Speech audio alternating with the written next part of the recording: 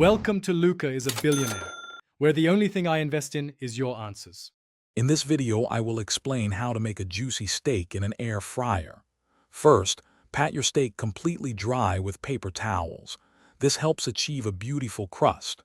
Next, season both sides generously with salt, black pepper, and any other desired spices. Finally, let your seasoned steak rest at room temperature for about 20 minutes before cooking. This step ensures more even cooking throughout.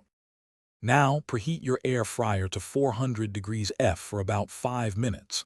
Lightly brush your steak with a high smoke point oil like avocado or grapeseed. Place the steak in the air fryer basket in a single layer, ensuring it's not overcrowded.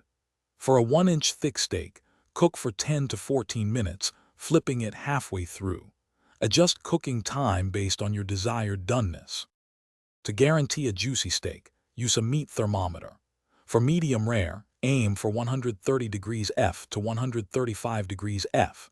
For medium, 135 degrees F to 140 degrees F. Remove the steak from the air fryer when it's about 5 degrees Fahrenheit below your target temperature. Crucially, let the steak rest on a cutting board for 5 to 10 minutes before slicing. This allows the juices to redistribute, keeping your steak incredibly tender. For the best air fryer steak, choose cuts at least 1 inch thick.